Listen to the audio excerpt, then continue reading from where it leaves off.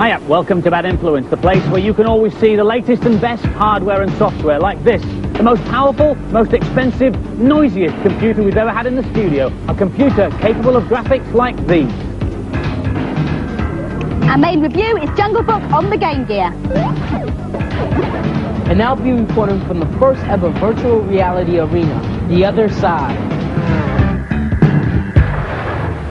But first, a new piece of software that the bosses of Euro Disney could have done with is a do-it-yourself amusement park kit. Now the idea is you start off with an empty field and you have to use that site to build the most profitable theme park in the world. So we go to this panel of icons at the side here and choose the ride icon. Click on that, get all the choices. There are loads to choose from: plane flyer, race car ride, merry-go-round. That's a good one. That's a teacup ride, so I'm going to choose that. That's one of my favourites. And you just place it where you want it. And then you have to place the entrance and the exit so that people can come to and from it easily. Now, up here there's another empty space. And here I'm going to put a shop. So I'll go to the panel of icons again, choose the shops, and get Mr. Wimpy Ices, Big Time Fries, Balloon World. That sounds good. They can all have balloons. That can make them happy. Click that there and there it is. So far, so simple. But actually, it does get quite complicated. I'll take you on a tour of the park and show you. If we go up here, I'll show you my fantastic roller coaster, which was, in fact, working earlier on. But it broke down, and I put this maintenance man in the corner here on to fix it. But he's just spent so long having his tea break that it's still broken down. You can't get the staff when you're running a theme park. Over here, this is my haunted house. That's going quite nicely. The hunters are queuing up madly. But one of the best things about the game is that all the people have a mind of their own, and there's sort of a knock-on effect. For example, if you don't maintain your park properly, hordes of bikers will turn up, vandalise your rides, and beat up your punters. In the final version, there'll be speech, and in the planned 3DO version, there'll be a special feature where you can click on a character just before they're going on a ride, and then you can see that ride experience through their eyes. This is a graphical mock-up of the roller coaster. Theme park is definitely one to look out for. Potions. I've been developing potions to help with the cheats. Now, today's first cheat is absolutely amazing, but it's very long. So, I'm going to use the potion N Fast to help me get through it quickly enough. It's for Ayrton Senna's Monaco Grand Prix 2 on the Mega Drive. It lets you turn a car into a bike. Here goes. Enter the World Championship race. Then select New Game and select Beginner. Enter the name as Hang On exclamation mark with a dash in the middle. Then select End. Then start the race and retire. Then start the race again and retire again. And then on the driver's point racing table, save the round on number 6. Then reset the Mega Drive. Phew. Then go to free practice and select a track. Then press down and A together, like so, and select image training, like so. Then press down and A together again until the game comes up.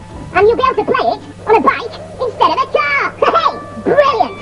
Now for the antidote. Oh no, the end snail, it's gone missing. Slow down, man. Jungle Book is the latest Disney film to get the video game treatment. Mowgli's leap to the small screen starts with the Game Gear, with Master System and Mega Drive to come later. The plot of the video game is very close to the plot of the film, so here, following in the footsteps of the man cub, is Adam. Yes, it's another film license, and yes, they've turned it into another platform game. But unlike in the film, Mowgli gets to kill things. The graphics are drawn pretty nicely here in a Disney style, although a couple of them don't animate too well, like the crocodile. The Mowgli sprite's okay, and so are most of the enemies. It plays music from the film, although because the Game Gear can't handle sounds too well, they don't sound wonderful, but they can't really be blamed for that. This is the Falling Ruin stage, where there's quite a nice graphic effect of shaking the screen when the rock hits the floor. It's one of the better stages of the game, with a more well-defined background and a bit more thought put into the actual gameplay. Here I'm supposed to be looking for gems, which will let you escape to the next level.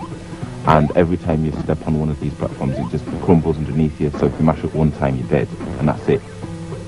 The snakes that are right there, they help you spring about and jump to places where you wouldn't ordinarily be able to go.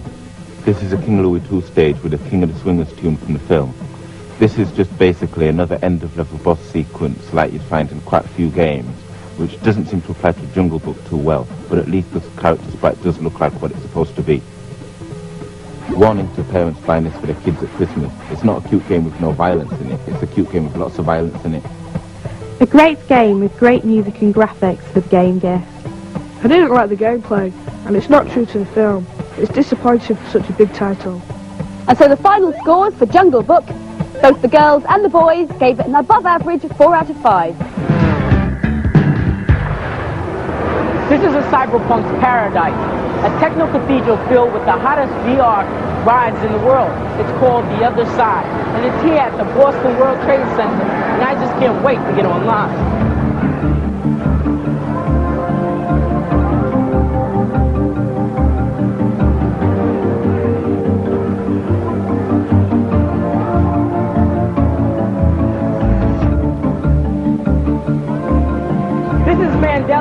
Using blue screen and computers together, I can actually be part of the game. The computer can tell where the edge of my body is on the screen. So where the images meet, I can interact with the picture and create new games. Neat. Hit the Yorkshire. Power up. Engage. Brace yourself. This is the public debut of this experience called Freedom 6. I'm in a motion-based theater, and I'm pursuing an intruder through a city of the future. Brace yourself. The film is on a continuous loop while this computer controls the hydraulic seating, matching the movements with the action, frame by frame. Got him.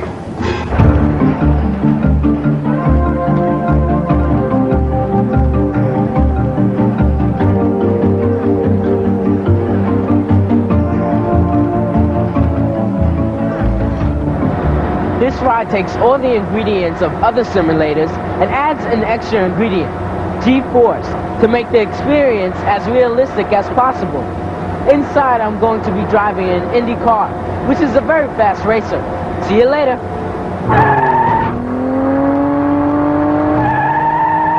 I can do over 200 miles an hour and pull 1.7 Gs, which is as much as most bodies can safely stand without risk.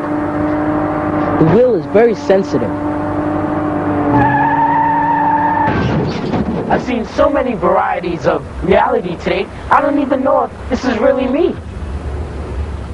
The confused Z-Ride in Boston. The Other Side's now in mothballs until the spring, when it's touring the States. Now for this week's news and previews.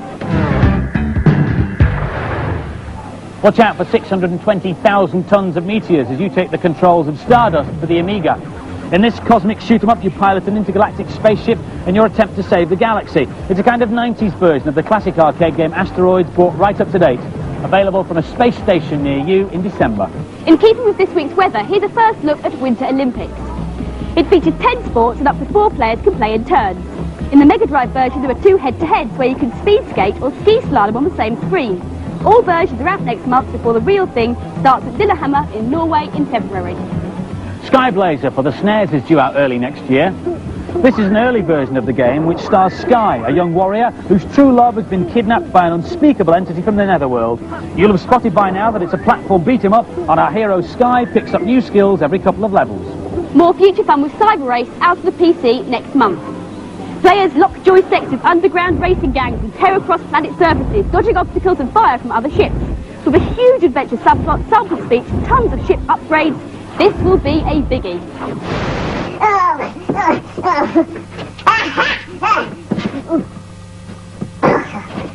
no! I thought that was the antidote, but it's actually enlarged! Oh, well at least it stopped the end fast.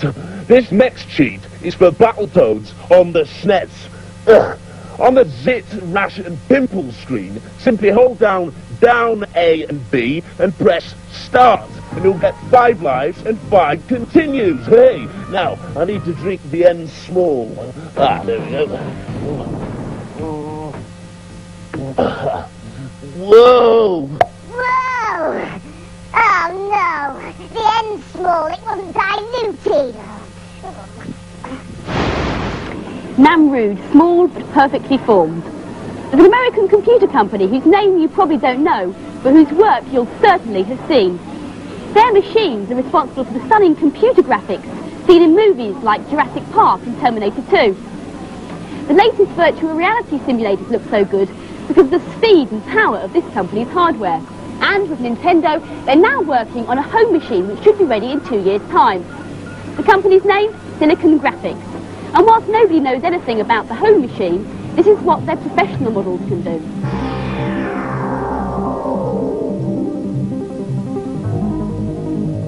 All these images were produced on one of their most powerful workstations, the funkily named Onyx Reality Engine 2. And today, at great expense, it's here in the Bad Influence studio. If you want one of these for Christmas, it will cost you a cool £250,000. So I better not spill any yoghurt on it. It produces images 4 times the quality of your normal TV picture, so I'm seeing much crisper pictures than you are. And astonishingly, all these images are happening in real time. The computer's having to do millions of calculations a second to work out what each part of the picture should look like as we move round it. We can zoom in and out, we can spin it to the left and to the right. It's calculating the way the light is reflected, how the shadows fall. In fact, the calculating power of the Reality Engine 2 is 200 times that of a PC. And it can produce pictures like this so quickly because it uses a technique called texture mapping. That's a phrase you've heard on the programme before, but I'm going to try and explain what texture mapping is now. But to do that, we've just got to get rid of our space station. And a fella you might recognise, Ludwig van Beethoven, albeit a fairly basic model of him. There's a bit of shading on there, but not much else. What he needs is a bit of texture mapping, and the texture we're going to map onto him is that one, brick. The computer doesn't need much more information than that tiny portion of it because it can just reproduce it as many times as is necessary. So we'll ask it to map that texture onto Beethoven. And there he is, Ludwig van Beethoven, texture mapped with brick. What the computer's done is taken the texture, which was the brick, and mapped it onto the model of Beethoven. Effectively, he's wrapped it round like you would wrap a present for Christmas. And you can still move it around in real time. You can spin it and turn it upside down and see all the angles and all the shadows. You can do some cool tricks with this equipment as well, though. What we've done now is mapped a shiny surface onto Beethoven, and the computer's showing us what that would look like if it was put in front of a photograph of some flowers. It's calculating all the reflections as it rotates. It'll do the same as I move it up or down, or spin it. And you can use other photos too. See if you recognise these two. This time, Ludwig van Beethoven is in front of a photograph of the young and dashing presenting team of Bad Influence. Although which of us is young and which is dashing, I'll leave you to sort out for yourself. If we turn Beethoven around and zoom in and in and in and go through the base of the bust, we can go right inside, and then the reflections start to get really weird. There are other things you can do with photographs and texture mapping as well. I scanned in a photograph of Violet earlier on, and watch, I can make it look like I've dropped a pebble into the pond, create a ripple effect, or better than that, I can stretch her nose, make her fingers longer, or even rotate her hair. And to show you how texture mapping helps me do this, I'll just have to call up another photograph. Underneath this photograph is a grid, and there was the same grid underneath Violet's photograph. And if you want to distort the image, the computer calculates how the grid would be distorted, and each point on the photograph corresponds to a point on the grid. So all the computer has to do to figure out distortion is distort the grid and then just texture map the photograph over the distortion. It really is a very simple but very effective technique. You can also use texture mapping to create virtual worlds. All the images in this virtual town have been created by texture mapping. I should be on the right, it's America. Hang a left and make for that tree. Even the trees are being created by texture mapping. Look, if I turn the texture mapping off, you can see it's just a block or a two-dimensional billboard. And what the texture mapping does is put a photograph of the tree onto that block. And where there isn't a tree, it makes the block invisible. It really is very clever. It just maps it on in the same way as it mapped the brick and the shiny surfaces onto Beethoven. And the same applies to all the buildings. Look, without the texture mapping, they're just blocks. With the texture mapping, the detail is quite incredible. There's also a virtual lorry that drives around the village, and you can look at it from different viewpoints. From here, which peculiarly is the front axle, or from outside the lorry like that, or from way up in the sky. Remember I told you the trees were texture mapped onto two-dimensional blocks? See how as it passes the lorry, the billboard turns. If your point of view was in the lorry, that would just look like a tree all the way around. But from the air, you can see how the computer fools you. This kit costs £250,000, so obviously it does have some serious aspects too. Architects can produce very accurate walkthroughs of buildings that prospective customers can walk around and explore at will. This is a real building. It's the University of California in America. Designers can try out their ideas, see where they want the doors and windows to be, see if the whole building works as a whole. And my favourite demo as a bit of a sailor is this one, a harbour simulator for training boat captains. And now for some more games reviews. Cosmic Spacehead on the Mega Drive is a curious console game, as it uses a mixture of styles. It's a kind of cartoony, point-and-clicky, adventure-y, platformy, puzzly, role-playing-y sort of game sort of thingy. Anyway, Cosmic has to find his way to Earth from his home planet Linoleum and get some souvenirs to prove he's been. Here's Sarah. This is an adventure game where you have to work out a strategy to get Cosmic back to Earth. I'm in Old Lino Town now, and I'm going to go into the post office to get a passport. I can choose various actions that I want to do to get me to the next step, such as look, pick up, talk, give, or use. The controls are quite hard to use if you are not used to this sort of game. There are various other little games inside the overall game. In this platform level you have to collect little sweets which help to get extra lives. If you're a patient person and like to puzzle things out, then this is your sort of game, but it's not really mine. Despite the cutesy graphics, it's not really for little kids, but if you like role-playing games, it'll make a nice change. This is a poor excuse for a role-playing game. The graphics are cute, but I didn't like it because it felt as if it should be controlled by a mouse rather than a joypad. And the scores for Cosmic's Spacehead. The girls gave it a run-of-the-mill 3 out of 5, and the boys gave it a poor 2 out of 5. The ninja from the nth dimension is back. As in all good sequels, Zool's brought a friend, and she's called Zoos. The story so far is that the evil Cruel has sent his henchman Mental Block to wreak havoc on the nth. You start in Swan Lake, so here, girding his loins for some foul play, is Wayne. For those who have seen the original Zool, this may look terribly familiar. The main structure of the game is taken directly from the original, but with a few subtle changes. Here we see the new character, Zoos. She's a female ninja. Makes a change to see a female character doing something of any use, rather than waiting to be rescued. The graphics are really well drawn and the sound's very good, but unfortunately you can only have either the music or the sound effects on at once. Here I have to collect 99% of all the things on the screen to be able to finish the level. They've taken the easy option here. They could have made it radically different, but they've stuck with the winning formula. Don't buy it if you've already got Zool though. I really like this game. The graphics are really good and it's very playable. It's another platform game, but it's actually very good, even though it's very close to the original. And the scores for Zool 2. Both the boys and the girls gave it an excellent 4 out of 5. Hello again, Furtlers. I've got one potion left that I call Invisible. Right, here goes. Oh, it worked. Right, now time for my first invisible cheat. Explore Transport on the Master System. First of all, plug in 2 controllers, then hold down buttons 1 and 2 and turn your console on. Now, wait for a secret command screen to appear. When it does, turn all the numbers onto on, like so, and then press Start on Controller 2 and Start on Controller 1, and your ship will be invisible. Oh, sorry, I mean invincible. Now for the antidote. Yes. Oh no! It's not worked. I'm going to be like this forever. Andy, Violet. I hope he doesn't find the antidote. If you want to win the data blast at your video recorders now, last week's competition was to win a portable CD player and a jacket and CD from Last Action Hero, and 10 runners-up get valid through t-shirts. We asked you, in which Austrian town was Arnold Schwarzenegger born? The answer is Graz, and the lucky winner is Stephen Bow from Folkestone. This week's competition prize is the Reality Engine 2. You wish. This week's competition prize is a Game Gear with the Jungle Book game, and the question is, who wrote the book on which the film Jungle Book was based? If you think you know, call us on 0891 700 100. The call will cost you no more than 25p, but do please get permission from whoever pays the bill before you dial. The lines will stay open until midnight on Monday. That's it for this week. See ya. Take care, bye-bye.